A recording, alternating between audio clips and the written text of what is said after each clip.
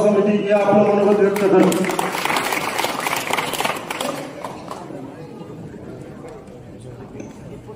आज या प्रभू रामचंद्रांच्या पदस्पर्शाने पावन झालेल्या रामेश्वर नगरी उमराणे नगरीमध्ये प्रथमतः राहुल दादांचं मी स्वागत करतो। मागच्या आठवड्यात राहुल दादा जेव्हा सुरुवातीला उमराणे गटात आले होते त्यावेळेस निवडणूक पूर्णतः डिक्लेअर झालेली नव्हती, बरेचसे संभ्रम होते आणि बऱ्याचशा अडचणी त्यावेळेस दिसत होत्या। पण आज दादा खऱ्या अर्थाने निवडणूक ही डिक्लेअर झालेली आहे आणि उमेदवार कोण, लोकांच्या मनामध्ये कोणाला मतं द्यायचे, येणाऱ्या निवडणुकीमध्ये काय करायचं हे संपूर्ण ठरून गेलेलं आहे दादा। आणि तुम्हाला सांगतो परत एकदा या प्रभू रामचंद्रांच्या पावनभूमीत तुम्हाला सांगतो 100% 2024च्या निवडणुकीमध्ये चांदूरच्या आमदार म्हणून तुम्ही डिक्लेअर झालेला आहात, पण आम्ही तुमच्यामध्ये भविष्याचा नामदार बघतो दादा। कारण आजची जी महाराष्ट्राची सगळी परिस्थिती जर बघितली तर महाराष्ट्रामध्ये सगळीकडे वातावरण चेंज झालेलं आहे। संपूर्ण वातावरण हे महायुतीच्या दिशेने फिरलेलं आहे। मागच्या काळामध्ये काही फेक नेरेटिव्ह पसरवले गेले होते, वेगवेगळे विषय समोर आले होते आणि याच्यामध्ये काही डर निर्माण झाल्यामुळे जनता ही संभ्रमित होती दादा। पण महायुती सरकारने जे अतिशय चांगले निर्णय हे त्यांच्या कार्यकाळामध्ये जे घेतले याच्यामध्ये सगळ्यात महत्वाचा निर्णय तुमच्या फेवरमध्ये तुम्ही तुमच्या भाषणांमधले सांगालच, पण माझ्या शेतकऱ्यासाठी तुम्ही जी लाईट बिल माफी केली ही बऱ्याच वर्ष शेतकऱ्यांच्या मनामध्ये जी गोष्ट होती ही अपेक्षा दादा तुम्ही पूर्ण केलेली, तुमच्या सरकारने पूर्ण केली। याबद्दल मी महायुती सरकारचे खरोखर धन्यवाद व्यक्त करतो। दादा तुम्ही या चांदवड देवळा विधानसभा मतदारसंघाचा गेल्या 10 वर्षापासून प्रतिनिधित्व करत आहात। तुम्हाला तर मी लहानपणापासून ओळखतो, आपण लहानपणाचे मित्र आहोत, इथे बऱ्याच लोकांना माहीत नसेल, पण तुमचा संपूर्ण स्वभाव, तुमचा परिवार, तुमची जडणघडण मी जवळून बघितली दादा। आणि हे सगळं करत असताना याच्यामध्ये तुम्ही खरोखर मितभाषी आहात, तुमचा स्वभाव आहे, सगळ्या गोष्टी बरोबर आहे, पण वेळ प्रसंगी तुम्ही कठोर आणि कणखर सुद्धा होऊ शकता याचा मला अभ्यास आहे दादा। तुम्हाला सांगतो दादा मागच्या काळामध्ये या रतन पाटील मागच्या काळामध्ये आमच्या उमराण्यामध्ये सुद्धा उमराणे परिसरामध्ये असं म्हटलं जायचं खेड्यावरच्या कोणी आला तर बघून घेऊ, हे करू ते करू, उमराण्यात येऊन पाय। पण आता गेल्या 10 ते 15 वर्षामध्ये उमराणे परिसर हा संपूर्ण भयमुक्त होऊन प्रत्येकाला उमराण्यामध्ये सारखं स्वातंत्र्य आम्ही दिलेलं आहे दादा। आणि याच्यामध्ये सक्षमतेने आमच्या गावच्या दोन्ही पार्ट्या असो, राजकीय विरोधक असो, आम्ही प्रसंगी एकत्र येतो आणि सगळ्या गोष्टी प्रसंगासाठी परिसरासाठी करण्याची आमची तयारी असते। माझी तुम्हाला विनंती आहे दादा, हा देवळा तालुका तुमच्याकडे बघतोय, हा देवळा तालुका तुम्ही भयमुक्त करून दाखवा दादा। या देवळा तालुक्यामध्ये पहिल्यांदाच मला फिरण्याचा मधल्या काळामध्ये प्रसंग आला। मी संपूर्ण जिल्ह्यामध्ये फिरत असतो। मागच्या काळामध्ये मी सुरगाणा जिल्हा परिषद गटाचं नेतृत्व केलेलं आहे दादा। सुरगाणा गटामध्ये मी जेव्हा सिक्कीमच्या कडून जिल्हा परिषद सदस्य झालो, डोंगराळ भाग, सगळी वेगवेगळी परिस्थिती, भौगोलिक परिस्थिती आणि त्या याच्यामध्ये सुद्धा प्रत्येक तालुक्याच्या गावापर्यंत जाऊन प्रत्येक ठिकाणी प्रत्येक माणसाशी संपर्क ठेवून तिथे सुद्धा आज तिथे स्टँडर्ड राजकारणाचा मी अनुभव घेतलेला आहे। आणि अशा याच्यामध्ये तिथला अभ्यास करत असताना आपली इथली जर देवळाची परिस्थिती बघितली तर आम्ही तुमच्या काही अडचणींमुळे, तुमच्या काही बंधनांमुळे आमचा उमराणे जिल्हा परिषद गट सोडून बाहेर जात नव्हतो। पण या निवडणुकीच्या निमित्ताने जेव्हा मला वेगवेगळ्या देवळा तालुक्यातल्या भागामध्ये फिरायची जेव्हा वेळ आली दादा आणि त्यामध्ये बघितलं तर खरोखरच गेल्या 10 वर्षामध्ये तुम्ही एवढं सगळं फ्रीडम असताना सुद्धा बराचसा आता गिरणाकाठच्या परिसरामध्ये बरीचशी डेव्हलपमेंट बाकी आहे। रस्त्यांची अतिशय दयनीय अवस्था आहे, कुठल्या तरी गोष्टीत थोड्या गोष्टी झालेल्या आहेत। कोऱ्यामध्ये सुद्धा बघितलं लोकांचे पाण्याचे प्रश्न जसले तसे त्यांनी मला जे सांगितले। पण याच्यासाठी तुम्हाला महत्वाची गोष्ट सांगतो, कोऱ्यातले काही मंडळ इथं असेल किंवा लाईव्ह ऐकत असेल तर तुम्हाला सांगतो मागच्या काळामध्ये 95 ते 99 बाबा मंत्री असताना माझे वडील जिल्हा परिषदेचे उपाध्यक्ष होते। त्या काळामध्ये त्यांच्या मैत्रीतून त्यांनी एकत्र येऊन आणि या देवळा तालुक्याची जी निर्मिती केली, या निर्मितीमध्ये हा देवळा तालुका हा फक्त जो काही आवर्षणप्रवण एरिया आहे आणि पाण्यासाठी वंचित एरिया आहे हा एकत्र करून आणि ह्या देवळा तालुक्याची निर्मिती केली आणि बाबांनी स्वप्न बघितलं होतं का हा देवळा तालुका जो आहे हा आपण सुजलाम सुफलाम करू, याच्या प्रत्येक गावापर्यंत प्रत्येक परिसरापर्यंत पाणी देऊ आणि हे बाबांचं स्वप्न पूर्ण करण्याची तुमच्यामध्ये धमक आहे दादा. तुम्ही ते करताय. बाबांनी त्यांच्या आयातीमध्ये नागींचा बोगदा करून घेतला. त्याच्यासाठी वेळ प्रसंगी त्यांनी तापी खोऱ्याचा उपाध्यक्ष असताना सगळ्या गोष्टीमध्ये वाईटपणा घेऊन आम्ही नागींचा बोगदा करून जे अशक्यप्राय गोष्ट होती आमच्याकडे उपवास आणि म्हटलं जायचं चला आता पावड्या घेऊन चला पाठ येणार आहे आपण जाऊ पाणी काढायला जाऊ. पण ती गोष्ट दादा बाबांनी करून दाखवली. सनकापूर राईट बँकचा एक्सटेन्शन कॅनल या उमराण्याच्या चौकामध्ये 97च्या वसंतदादा सहकारी साखर कारखान्याच्या निवडणुकीमध्ये तत्कालीन जलसंपदा मंत्री आदरणीय खडसे साहेब आले होते आणि त्यांनी या मंचावरून शब्द दिला होता उमराणेवासियांना का मी तुम्हाला 100% सनकापूर राईट बँक कॅनल एक्सटेन्शन करून देतो जाडीपर्यंत. आणि त्या काळामध्ये काही सोशल मीडिया आणि या सगळ्या गोष्टी नव्हत्या.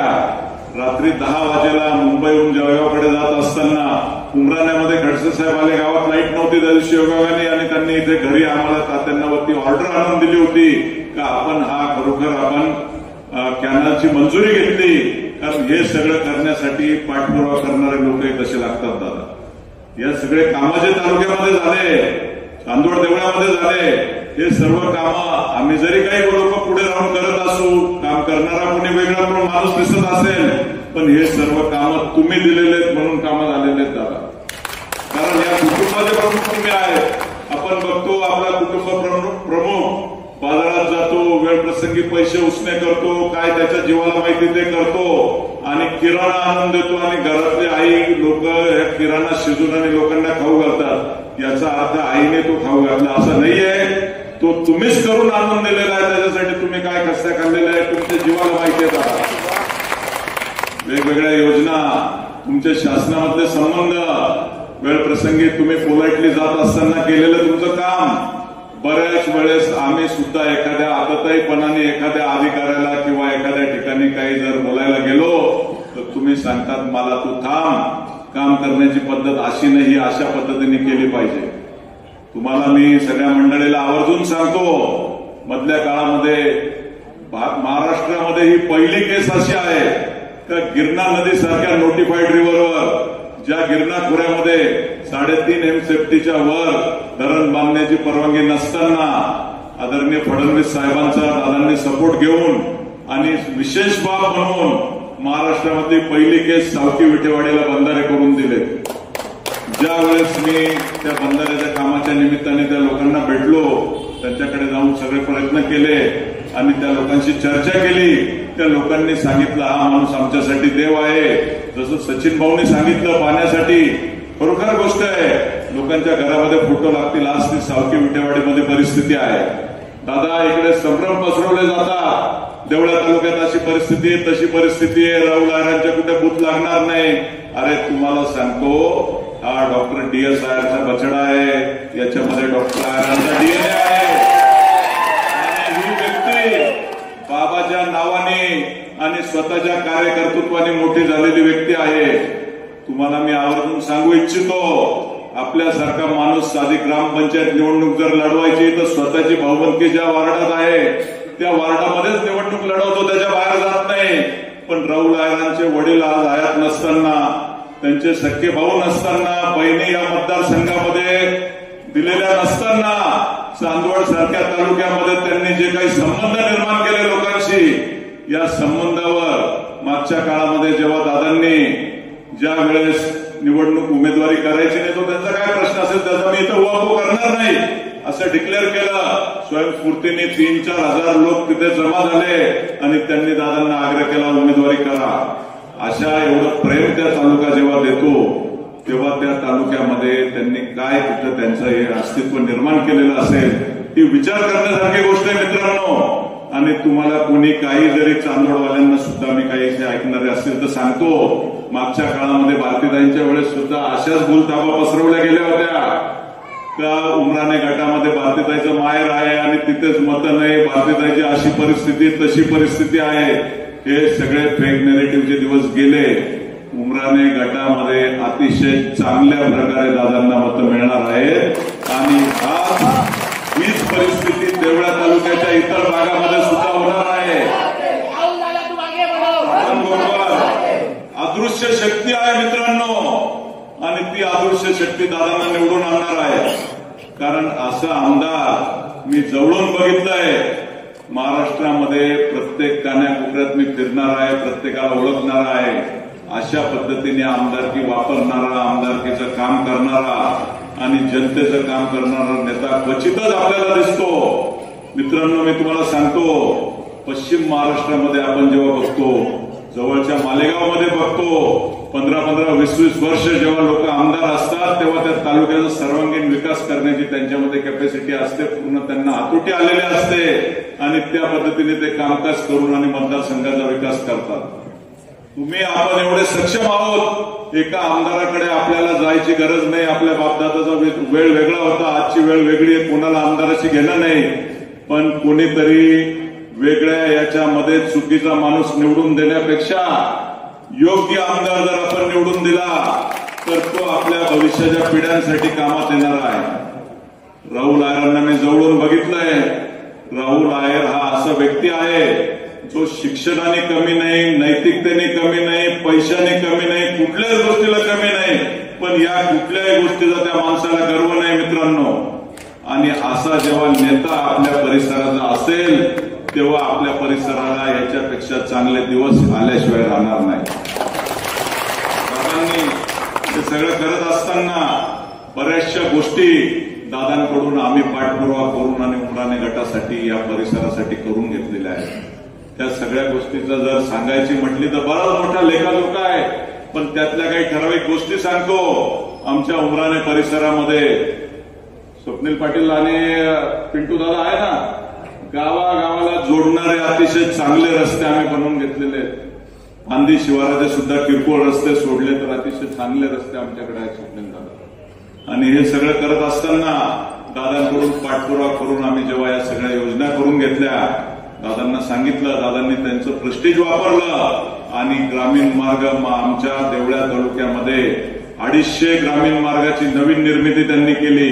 2011च्या सेन्सेक्सनुसार फक्त 113 ग्रामीण मार्ग या देवळा तालुक्यामध्ये होते आणि या 113 वरून आज जवळपास 359 ग्रामीण मार्ग देवळा तालुक्यामध्ये ऑथराइज पेपरवर आलेले आहेत. आणि हे सगळं करत असताना त्याच्यावर वेगवेगळ्या योजना, वेगवेगळे निधी घेऊन आणि कशा पद्धतीने काम करायचं याची पूर्ण आखती दादांना आहे.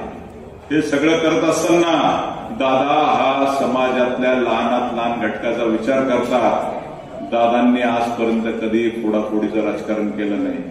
मी तुम्हाला आवर्जून सांगू इच्छितो, विलास काका, निवृत्ती काका, आम्ही पारंपरिक विरोधक होतो, पण कधी दादांनी आमच्यामध्ये विरोधाभास येऊ दिला नाही. त्यांच्या आमच्यामध्ये अंतर ठेवलं नाही. ते पण आले असतील, त्यांनी जे सांगितलं ते काम दादांनी करून दिलं, आम्ही जे सांगितलंय काम करून दिलं. आणि परिसराचा विकास करताना कधी दादांनी 2 गटात भांडणं लावले नाही. कधी आम्हाला ही गोष्ट सांगितली नाही का बाबा याचं हे असं आहे, याचं हे तसं आहे, याला इथं हे करा, ही गोष्ट कधी दादांनी केली नाही. आणि आज सुद्धा दादांच्या विरोधात जे काही लोक कोणी या निवडणुकीमध्ये, जसं सचिन भाऊने सांगितलं, माझ्या भावासाठी मला करायचंय, असं शेवटच्या मिनिटाला प्रत्येकाला वाटेल, कारण दादाने प्रत्येकावर प्रेम केलेलं आहे. मित्रांनो, तुम्हाला सांगतो, मागच्या कार्यकाळामध्ये आम्ही जेव्हा काही आमदारांकडे काम करून घेऊन जायचो तेव्हा सांगितलं जायचं, नाही याचं काम करायचं नाही, हा विरोधक आहे, याचं असं आहे. अरे बाबा, तो काही त्याच्या घरचं काम मागतोय का? तो तुझ्या परिसराचंच काम करतोय, त्या ज्या लोकॅलिटीमध्ये राहतो त्यांचंच करतोय. आणि ही विचारसरणी जेव्हा दादाकडे होती, म्हणून आपल्या परिसराचा आपण विकास करू शकलो. मधल्या काळामध्ये स्वप्नील भाऊशी माझी काही खूप जवळीक नव्हती, पण जी काही चर्चा करायला मिळाली, त्यांचं कांद्यातलं काम बघितलं आणि त्यांनी मला एक अतिशय चांगली गोष्ट सांगितली. NHRDF जे आहे, national horticulture research and development foundation, याचं जे चितेगावला केंद्र आहे, याची उपशाखा जर आपल्या उमराण्यामध्ये त्यांचं म्हणणं आली तर या परिसरासाठी जे कांद्याचं उत्पादन आहे, कांद्याचे शेतकरी आहेत आणि परिसराला याच्यामध्ये जर चांगल्या प्रकारे बियाणं मिळण्याची एक चांगली सुविधा आणि त्याचं नॉलेज जर मिळेल तर ते तुम्ही करावं. दादा, मी तुम्हाला सांगतो, तुम्ही मंत्री झाल्यानंतर ही गोष्ट जरूर करा, कारण आमच्याकडे साधारण 55-60 एकर सीड फॉर्मची जमीन उमराण्याजवळ उपलब्ध आहे आणि वर्षानुवर्ष पडित आहे. या जागेवर जर ही सगळी योजना झाली तर हे खूप चांगलं काम होणार आहे. तसंच आम्ही तुम्हाला सांगणार आहे दादा, मधल्या काळामध्ये शेवटच्या कॅबिनेटमध्ये तुम्ही पोखराची मंजुरी करून घेतली आपल्या तालुक्यासाठी. त्यामध्ये दुर्दैवाने आमचं चिंचू आणि उमराणा गाव जरी टळलं असेल तरी तुम्ही सत्तेत आल्यानंतर मंत्री झाल्यानंतर प्रथमतः आमचे 2 गावं त्याच्यामध्ये टाकून घ्या दादा. याच्यावर आमच्या लोकांची जी खंत आहे ती तुम्ही आमच्यासाठी क्लिअर करून द्या. त्यानंतर तुमचा जो NH3 ते पाटणे रस्ता आहे, या रस्त्याचं सुद्धा अतिशय वळणं आणि अरुंद रस्ता आहे, त्याचं रुंदीकरण सुद्धा चांगल्या प्रकारे करून द्या. त्या परिसरामध्ये मी गेलो तेव्हा बघितलं त्यांची जी सोलर प्लॅन्टची मागणी आहे माल फाटण्यावाल्यांची, त्याच्यासाठी साधारण 19-20 एकर जमीन त्यांनी ग्रामपंचायतीची दिलेली आहे.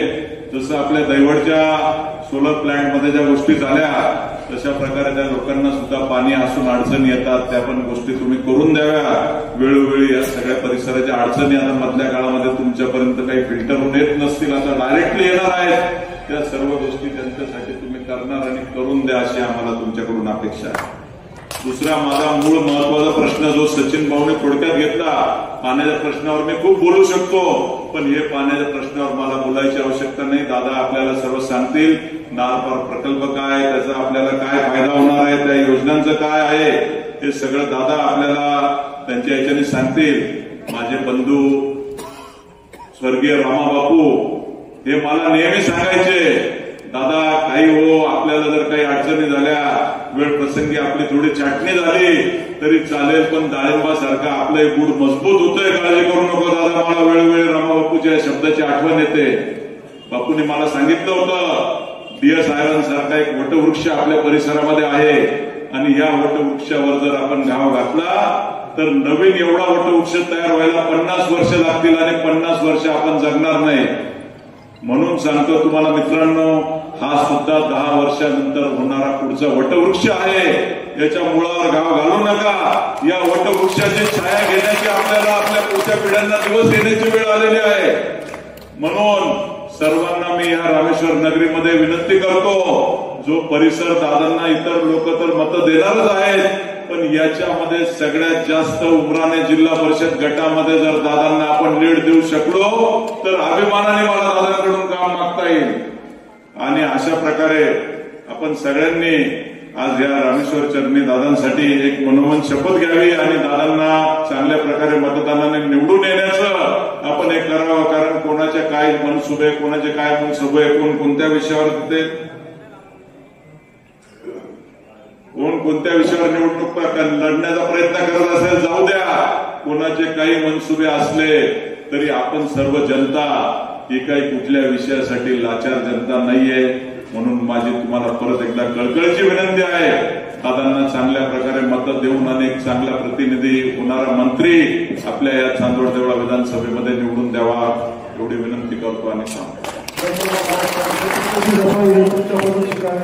तसंच तुम्ही देवळा तालुक्यात दादांना जी खांद्याला खांदा लावून लढताय त्याबद्दल धन्यवाद. आणि दादासाहेब वटवृक्ष